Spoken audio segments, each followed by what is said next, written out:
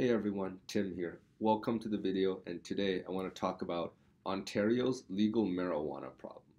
So, legalization of marijuana in Canada is arguably one of the most anticlimactic events in the country's past decade.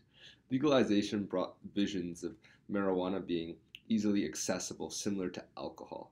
It brought images of people strolling into legal dispensaries after work instead of going to the bar or the liquor store. But like many other promises made by the government, the reality was far more disappointing. So the big question is, where is the weed? By far the most significant problem Ontario is facing is the short supply of legal weed. The provincial government's brilliant idea to manage the short supply of marijuana was to hold a lottery to determine who effectively gets a license. The provincial government plans on using the lottery to pick 25 randomly selected vendors to apply for the Alcohol and Gaming Commission of Ontario and began selling on April 1st, 2019.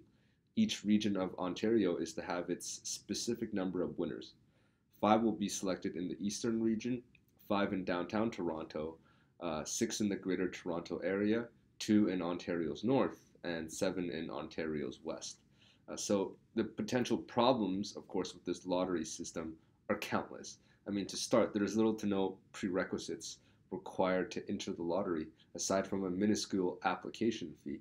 This means potential lottery winners may be ill equipped to properly handle the responsibilities and workload of being one of the few legal dispensaries that consumers can turn to.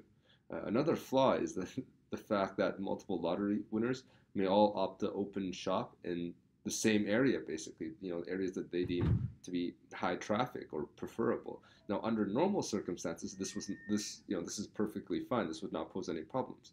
However, having only a few stores in a certain region means the possibility that large parts of said region will not have any of these legal dispensaries near them.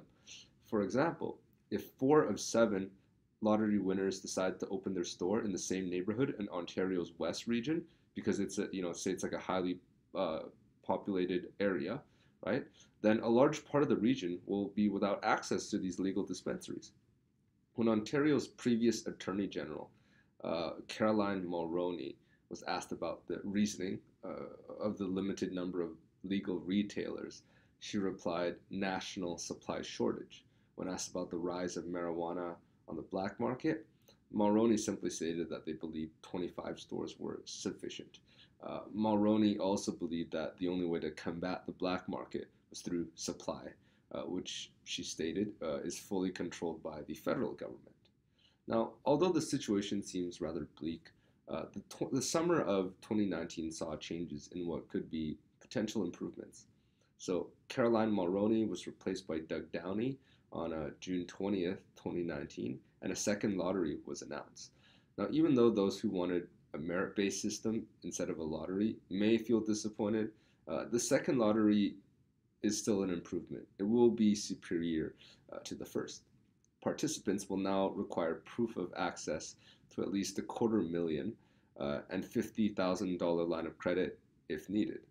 They also must prove that they have secure retail space before even being allowed to apply for the lottery. Now, these prerequisites bring some much needed merit-based recognition to an otherwise random-based selection process. And I think it's quite baffling that for the first lottery that even these prerequisites didn't exist. So quite literally anyone could have applied, right?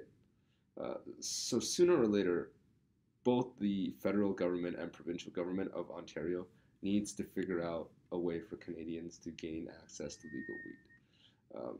Currently, most Canadians are forced to turn to the black market because it's the only way to obtain cannabis products, right? And this is not even putting into account the fact that the black market offers lower prices, better service, and better product selection, right? With a lot of black market vendors, I mean, they have way more stuff than what the legal dispensaries are offering. The prices are significantly lower, and hell, a lot of them they'll even deliver it to you. So it really is just, there's no way for right now the legal system to compete with the black market because it's just inferior in every way. So, despite the second lottery being an improvement from the initial one, The government still has a ton of work to do if they ever want to compete with the black market and also deliver on its many promises made prior to legalization. Well, thank you so much. That is all the time that we have for today.